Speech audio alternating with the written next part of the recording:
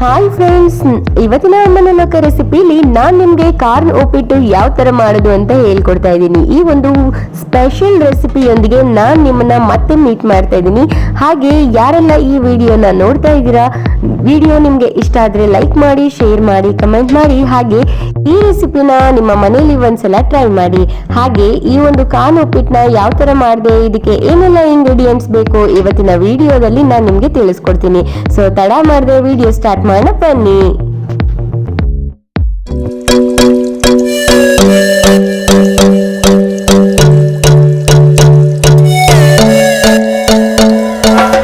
Friends, lesson number 1, gas ಸ್ಟವ್ನ on ಮಾಡಿ ಅದ್ರ ಮೇಲೆ ಒಂದು ಬಾಂಡ್ಲೆನ ಇಟ್ಕೊಂಡಿದ್ದೀನಿ. ಸೊ ಬಾಂಡ್ಲೆ ಕಾದ ನಂತರ ಅದಕ್ಕೆ ನಾನಿಲ್ಲಿ ಉಪ್ಪಿಟ್ಟಿನ ರವೆ ಅಥವಾ ಅಕ್ಕಿ ತರಿ ಅಥವಾ ನೀವು ದಪ್ಪ ರವೆಯಲ್ಲಿ ಇದನ್ನ ಮಾಡ್ಬೋದು.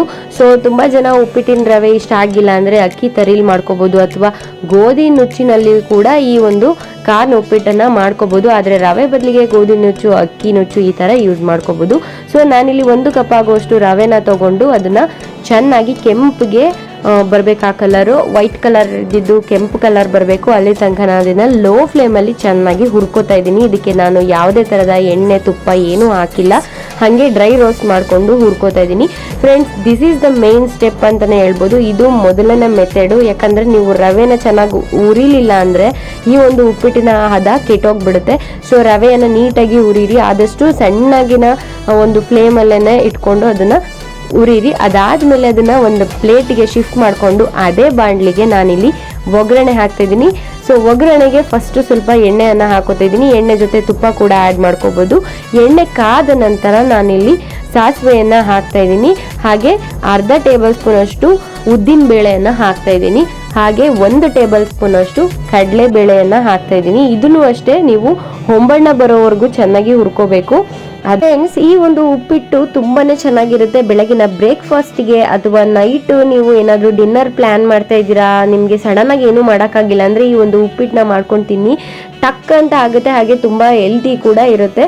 ಸೊ ಅದಾದ್ಮೇಲೆ ನಾನು ಇದಕ್ಕೆ ಹಸಿಮೆಣಸಿಕಾಯನ್ನ ಸಣ್ಣಗೆ ಉದ್ದುದಾಗಿ ಹೆಚ್ಚಿಟ್ಕೊಂಡಿದ್ದೀನಿ. ಅಂದ್ರೆ 1 ಹಸಿಮೆಣಸಿಕಾಯನ್ನ 2 ಭಾಗ ಮಾಡಿ ಅದರಲ್ಲಿ 2 ಮಾಡಿ ಹಾಕ್ತಾ ಇದ್ದೀನಿ. ಈ ಒಂದು ಹಸಿಮೆಣಸಿನ್ಕಾಯಿ ಖಾರ ಇರೋದ್ರಿಂದ ಸ್ವಲ್ಪ ಖಾರ ಹಸಿಮೆಣಸಿನ್ಕಾಯಿನ ಯೂಸ್ ಮಾಡಿದ್ದೀನಿ. ನಿಮಗೆ ಖಾರ ಬೇಕು ಅಂತಂದ್ರೆ ನೀವು ಸ್ವಲ್ಪ ಜಾಸ್ತಿ ಯೂಸ್ ಮಾಡ್ಕೊಳ್ಳಿ. ಹಾಗೆ ಉಪ್ಪು, ಹುಳಿ, ಖಾರ ಎಲ್ಲ ನಿಮಗೆ ರುಚಿಗೆ ತಕ್ಕಷ್ಟು ಬಿಟ್ಟಿದ್ದು. ಅಂದ್ರೆ ಒಬ್ಬೊಬ್ಬರು ಟೇಸ್ಟ್ ಒಂದೊಂದು ತರ ಇರುತ್ತಲ್ವಾ. ಸೊ ನಿಮಗೆ ಖಾರ ಬೇಕು ಅಂದ್ರೆ ಸ್ವಲ್ಪ ಜಾಸ್ತಿ ಹಸಿಮೆಣಸಿನ್ಕಾಯಿನ ಯೂಸ್ ಮಾಡಿ. ಅದಾದ್ಮೇಲೆ ನಾನಿಲ್ಲಿ ಈರುಳ್ಳಿಯನ್ನ ಸಣ್ಣದಾಗಿ ಅಂದ್ರೆ ಸಣ್ಣದಾಗಿ ಸ್ಲೈಸ್ ಮಾಡಿ ಹಾಕಿದ್ದೀನಿ. ನಾನಿಲ್ಲಿ ಒಂದು ದೊಡ್ಡ 2 ಈರುಳ್ಳಿಯನ್ನ ಯೂಸ್ ಮಾಡಿದ್ದೀನಿ.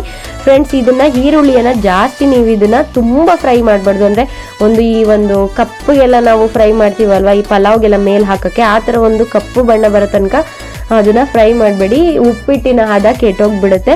ಸೊ ಆದಷ್ಟು ಸ್ವಲ್ಪ ಫ್ರೈ ಮಾಡಿ ಈ ಒಂದು ಕಲರ್ ಬರೋ ತನಕ ನೀವು ಇದನ್ನ ಫ್ರೈ ಮಾಡಿ. ಅದಾದ್ಮೇಲೆ ನಾನು ಇದಕ್ಕೆ ಜೋಳ ಹಾಕ್ತಾ ಇದ್ದೀನಿ. ಕಾರ್ನ್ ಜೋಳ, ಸ್ವೀಟ್ ಜೋಳ ಅಂತ ಹೇಳ್ತೀವಲ್ವಾ, ಸೊ ಇದನ್ನ ಹಾಕ್ತಾ ಇದ್ದೀನಿ.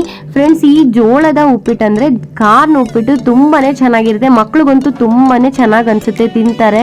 ಯಾರೆಲ್ಲ ಉಪ್ಪಿಟ್ಟು ಅಂದ್ರೆ ಯಪ್ಪ ಉಪ್ಪಿಟ್ಟ ಅಂತಾರಲ್ಲ, ಅಂಥವ್ರಿಗೆ ಈ ತರ ಒಂದು ಉಪ್ಪಿಟ್ಟನ್ನ ಮಾಡ್ಕೊಡಿ, ಡೆಫಿನೆಟ್ಲಿ ಇಷ್ಟಪಟ್ಟೆ ಪಡ್ತಾರೆ. ನಾನಂತೂ ಇದನ್ನ ತುಂಬಾ ಇಷ್ಟಪಟ್ಟು ಈ ಒಂದು ರೆಸಿಪಿನ ಮಾಡಿದೆ. ತುಂಬಾನೇ ಚೆನ್ನಾಗಿ ಬಂದಿತ್ತು. ಹಾಗೆ ನಮ್ಮ ಮನೆಯಲ್ಲಿ ಒಳ್ಳೆ ರಿವ್ಯೂ ಕೂಡ ಸಿಕ್ಕಿದೆ ಇದ್ರ ಬಗ್ಗೆ. ಸೊ ಹಾಗೆ ಇದನ್ನ ಕೂಡ ಫ್ರೈ ಮಾಡ್ಕೊಂಡ್ಮೇಲೆ ನಾನು ಇದಕ್ಕೆ ಒಂದಷ್ಟು ಕರಿಬೇವಿನ ಎಲೆಯನ್ನ ಹಾಕ್ತಾ ಇದ್ದೀನಿ. ಈ ಒಂದು ಕರಿಬೇವಿನ ಎಲೆ ಯಾಕಪ್ಪ ಎಲ್ಲ ಒಗ್ಗರಣೆಗೂ ಯೂಸ್ ಮಾಡ್ತೀವಂದ್ರೆ, ಈ ಒಂದು ಕರಿಬೇವಿನ ಎಲೆಯ ಸೊಪ್ಪಿನ ಘಮ ಉಪ್ಪಿಟ್ಟಾಗ್ಲಿ ಅಥವಾ ಯಾವುದೇ ಒಗ್ಗರಣೆ ಹಾಕ್ಲಿ ಅದ್ರದ್ದು ಘಮ ಹೆಚ್ಚಳವನ್ನ ಮಾಡುತ್ತೆ. ಸೊ ಆದ ಕಾರಣ ಕರಿಬೇವಿನ ಎಲೆಯನ್ನ ಹಾಕಿ ನಾನಿಲ್ಲಿ ನಿಮಗೆ ಮೊದಲೇನೆ ಹೇಳ್ದೆ, ನಾನಿಲ್ಲಿ 1 ಕಪ್ ಆಗುವಷ್ಟು ರವೆಯನ್ನ ಯೂಸ್ ಮಾಡ್ತಾ ಇದ್ದೀನಿ ಅಂತ. ಸೊ ನಾನಿಲ್ಲಿ 2.5 ಕಪ್ ಆಗುವಷ್ಟು ನೀರನ್ನ ತಗೋತಾ ಇದ್ದೀನಿ. 2.5 ಕಪ್ ಅಷ್ಟು ನೀರು ಹಾಕಿದ್ರೆ ನಿಮಗೆ ಉಪ್ಪಿಟ್ಟು ಉದುರಾಗಿ ಬರುತ್ತೆ. 3 ಕಪ್ ಆಗುವಷ್ಟು ನೀರನ್ನ ಹಾಕಿದ್ರೆ ಉಪ್ಪಿಟ್ಟು ನಿಮಗೆ ಸ್ವಲ್ಪ ತೆಳ್ಳಿಗೆ ಕನ್ಸಿಸ್ಟೆನ್ಸಿ ಬರುತ್ತೆ. ಸೊ ಅದಾದ್ಮೇಲೆ ರುಚಿಗೆ ತಕ್ಕಷ್ಟು ಉಪ್ಪನ್ನ ಹಾಕ್ತಾ ಇದ್ದೀನಿ. ಸೊ ಫ್ರೆಂಡ್ಸ್, ನೀರ್ ಹಾಕಿದ್ಮೇಲೆ ಅದು ಕುದೀತಾ ಇದೆ. ಈಗ ನಾನು ಈ ಕುದಿಯುವ ನೀರಿಗೆ 1/4 ಕಪ್ ಆಗುವಷ್ಟು ತೆಂಗಿನಕಾಯಿ ತುರಿಯನ್ನ ಹಾಕಿದ್ದೀನಿ, ಹಸಿ ತೆಂಗಿನಕಾಯಿ ತುರಿ. ಅದಾದ್ಮೇಲೆ ಅದಕ್ಕೆ ಕೊತ್ತಂಬರಿ ಸೊಪ್ಪನ್ನ ಹಾಕ್ತೀನಿ. ಫ್ರೆಂಡ್ಸ್, ತುಂಬಾ ಜನ ತೆಂಗಿನಕಾಯಿ ತುರಿನ ಈ ಒಂದು ಕುದಿಯೋ ನೀರಿಗೆ ಯಾಕಪ್ಪ ಹಾಕ್ತಾರೆ ಅಂತಂದ್ರೆ, ನೀವು ಜಾಸ್ತಿ ಹೊತ್ತು ಅಂದ್ರೆ ಬೆಳಿಗ್ಗೆ ಮಾಡಿದ್ದು ಸಂಜೆ ತನಕನೂ ನಿಮಗೆ ಚೆನ್ನಾಗಿರ್ಬೇಕು, ಅದು ನಿಮಗೆ ಹಳಸ್ಬಾರ್ದು ಅಥವಾ ಬೇರೆ ತರ ಫೀಲ್ ಆಗಬಾರ್ದು ಅನ್ನೋ ತರ ಇತ್ತು ಅಂದ್ರೆ ನೀವು ಈ ಕುದಿಯೋ ನೀರಿಗೆನೆ ಹಾಕಬೇಕು. ಅವಾಗ ಉಪ್ಪಿಟ್ಟು ತುಂಬಾನೇ ಚೆನ್ನಾಗಿರುತ್ತೆ. ಸೊ ಕುದಿತಾ ಇದೆ, ಚೆನ್ನಾಗಿ ಕುದ್ದಾದ್ಮೇಲೆ ನಾನಿಲ್ಲಿ ರೋಸ್ಟೆಡ್ ರವೆ ಅಂದ್ರೆ ಮೊದಲೇನೆ ನಾನು ರೋಸ್ಟ್ ಮಾಡ್ಕೊಂಡಲ್ಲ ಆ ರವೆಯನ್ನ ಸ್ವಲ್ಪ ಸ್ವಲ್ಪ ಹಾಕಿ ಟರ್ನ್ ಮಾಡ್ತಾ ಇದ್ದೀನಿ. ಯಾಕಂದ್ರೆ ಇದು ನೀವು ಫಸ್ಟ್ಗೆನೆ ಉಪ್ಪಿಟ್ಟು ಮಾಡ್ತಾ ಇದ್ದೀರಾ, ಸ್ಟಾರ್ಟಿಂಗ್ ಉಪ್ಪಿಟ್ಟು ಮಾಡ್ತಾ ಇದ್ದೀರಾ ಅಂದ್ರೆ ಸಡನ್ ಆಗಿ ಇದನ್ನ ಹಾಕಿದ್ರೆ ಗಂಟಾಗುತ್ತೆ. ಸೊ ಸ್ಲೋ ಆಗಿ ಸ್ವಲ್ಪ ಸ್ವಲ್ಪ ಹಾಕಿ ಚೆನ್ನಾಗಿ ತಿರುಗಿಕೊಳ್ಳಿ. ಉಪ್ಪಿಟ್ಟಲ್ಲಿ ಯಾವುದೇ ಕಾರಣ ಗಂಟಾಗಬಾರ್ದು, ಅದನ್ನ ಫಸ್ಟ್ ಗಮನ ಇಟ್ಟುಕೊಂಡು ನೋಡ್ಕೊಳ್ಳಿ. ಗಂಟಾಗ್ಬಿಟ್ರೆ ಉಪ್ಪಿಟ್ಟು ಚೆನ್ನಾಗಾಗಲ್ಲ. ಸೊ ಇದಾದ್ಮೇಲೆ ನಾನೀಗ ಐ ಫ್ಲೇಮಲ್ಲಿ ಇದ್ದಿದ್ದ ಒಂದು ಫ್ಲೇಮ್ನ ಲೋ ಫ್ಲೇಮ್ಗೆ ಇಟ್ಟು ಒಂದು 10 to 15 ಮಿನಿಟ್ಸ್ ಇದನ್ನ ಬೇಯಿಸ್ತಾ ಇದ್ದೀನಿ. ಫ್ರೆಂಡ್ಸ್, ಈ ಉಪ್ಪಿಟ್ಟು ಮೇಯ್ನ್ ಆಗಿ ಬೇಯೋದ್ರಲ್ಲೇನೆ ಇರೋದು ರುಚಿ. ಯಾಕಂತ ಹೇಳಿದ್ರೆ ಸಡನ್ ಆಗಿ ಟೈಮ್ ಆಗ್ತಾ ಇದೆ, ಇಲ್ಲ ಏನೋ ಒಂದು ಬೇಗ ಮಾಡಬೇಕು ಅಂತ ಹೇಳ್ಬಿಟ್ಟು ಐ ಫ್ಲೇಮಲ್ಲಿ ಇಟ್ಬಿಟ್ಟು ಬೇಗ ಅದನ್ನ ಒಂದು ಏನಂತ ಹೇಳ್ತೀವಿ ಬಾಯ್ಲ್ ಮಾಡ್ತೀವಿ, ಆ ನೀರಾಂಶ ಎಲ್ಲ ಹೋಗಿ ಅದೆಲ್ಲ ಹುಡುಗುಡಿಯಾಗಿ ಬರಬೇಕು ಅಂತ. ಸೊ ಇದನ್ನ ಯಾವುದೇ ಕಾರಣಕ್ಕೂ ಲೋ ಫ್ಲೇಮಲ್ಲೇ ಇಟ್ಟು ನೀವು ಮಾಡಬೇಕು. ಐ ಫ್ಲೇಮಲ್ಲಿ ನೀವೇನಾದ್ರೂ ಮಾಡ್ತು ಅಂದ್ರೆ ಸೀದೋಗ್ಬಿಡುತ್ತೆ, ಇಲ್ಲ ಉಪ್ಪಿಟ್ಟು ಒಂದು ಬೆಂದಿರಲ್ಲ, ತಿನ್ನಕ್ಕೆ ಚೆನ್ನಾಗಿ ಅನ್ಸಲ್ಲ. ಆಮೇಲೆ ರವೆ ಬೆಂದಿಲ್ದೇ ಇರೋ ಕಾರಣ ಹೊಟ್ಟೆ ನೋವು ಬರುತ್ತೆ. ಹಾಗೆ ಸೊ ಅಟ್ ಫೈನಲ್ ನಾನು ಇದಕ್ಕೆ ನಿಂಬೆಹಣ್ಣಿನ ರಸವನ್ನ ಸೇರಿಸಿ ಚೆನ್ನಾಗಿ ಮಿಕ್ಸ್ ಮಾಡ್ತಾ ಇದ್ದೀನಿ. ಫ್ರೆಂಡ್ಸ್, ನಿಂಬೆಹಣ್ಣಿನ ರಸ ನಿಮಗೆ ಆಪ್ಷನಲ್ ಬಿಟ್ಟಿದ್ದು, ಬೇಕು ಅಂದ್ರೆ ಆ್ಯಡ್ ಮಾಡ್ಕೊಳ್ಳಿ. ಟೇಸ್ಟ್ ತುಂಬಾ ಚೆನ್ನಾಗಿ ಬರ್ಬೇಕಂದ್ರೆ ನಿಂಬೆಹಣ್ಣಿನ ರಸ ಹಾಕೊಳ್ಳಿ. ಸೊ ಅದಾದ್ಮೇಲೆ ಫ್ರೆಂಡ್ಸ್, ನಾನು ಇಲ್ಲಿ ಸರ್ವಿಂಗ್ ಬೌಲ್ಗೆ ಸರ್ವ್ ಮಾಡ್ತಾ ಇದ್ದೀನಿ. ನೋಡಿ ಎಷ್ಟು ಚೆನ್ನಾಗಿದೆ ಅಂದ್ರೆ ಇದನ್ನ ನೀವು ಒಂದ್ಸಲ ಮಾಡಿ ಅಂತ ಹೇಳ್ತಾ, ಈ ವಿಡಿಯೋ ಇಷ್ಟ ಆದ್ರೆ ಲೈಕ್ ಮಾಡಿ, ಶೇರ್ ಮಾಡಿ, ಕಮೆಂಟ್ ಮಾಡಿ.